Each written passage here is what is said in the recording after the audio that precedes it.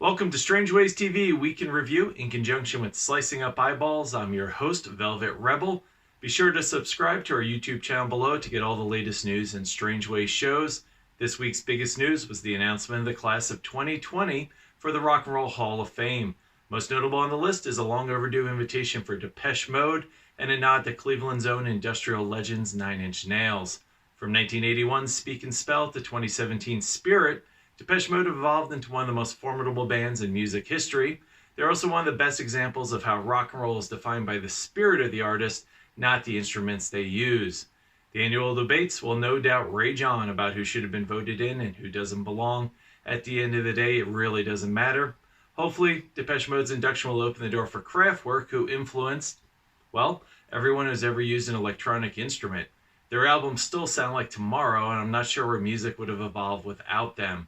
Speaking of Depeche Mode, this week brought new music from Humanist featuring Dave Gahan. If you subscribe to Strangeways TV, you already heard from DJ Mikey on this excellent single, including his talk with Rob Marshall of Humanist. Here's a little listen. Walk beside this crooked line. Begin again.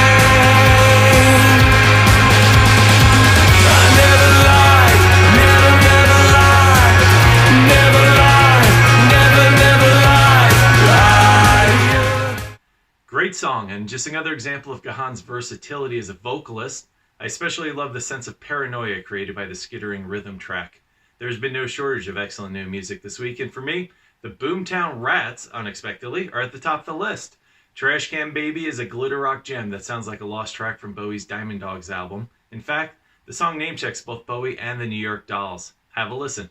Trash can, baby, it's a trash can world. She's a glitter bomb, honey, she's a glitter bomb. Dancing by herself at the moth club tonight. Your baby getting burned, dancing too close to the lights. The band's new album, Citizens of Boomtown, their first since the 80s, will arrive in March. It is great to have them back together making music. In tour news, the House of Love are coming to North America for the first time in 25 years. The 11 dates in May will feature Guy Chadwick featuring a whole new lineup. Also hitting the road, Ministry celebrates the 30th anniversary of The Mind is a Terrible Thing to Taste.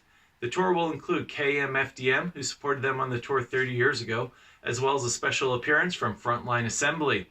The behemoth of a lineup will leave wreckage in 25 cities, starting with Seattle on July 1st. No word on if Ministry will bring along the chain link fence. This week saw the anniversary of two iconic albums, starting with David Bowie's masterpiece Low, which changed the direction of rock and roll forever. Fusing the experimental ideas of Brian Eno with the cold precision of Kraftwerk synths, Bowie's Berlin trilogy might be his most influential run of albums. From Talk Talk to Radiohead, the shadow of Low continues to hang over some of the most important recordings of the last 40 years. Also celebrating a birthday, the Sundays, Reading, Writing, and Arithmetic was released this week in 1990. One of the decade's best examples of dream pop, the band's 3 albums have aged exquisitely well, and personally, I'm still a sucker for the bright pop of Summertime on 1997's Static and Silence. I remember seeing that tour and thinking the Sundays were the type of band that might last another 20 years. How wrong I was.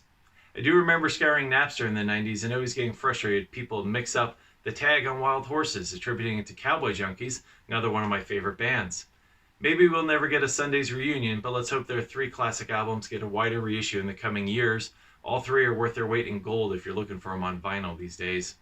Thanks again for tuning in to Strangeways TV, and don't forget to hit subscribe. Stay in tune with all the music news. I'll leave you this week with an under-the-radar recommendation from an LA-based band named Moaning.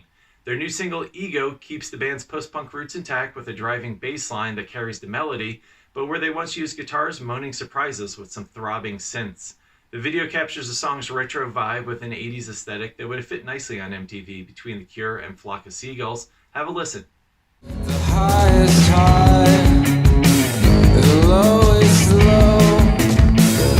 I wanna lose my ego.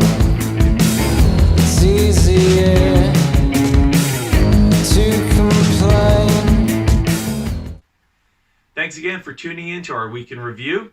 Take care of yourself and those around you. We'll see you next week.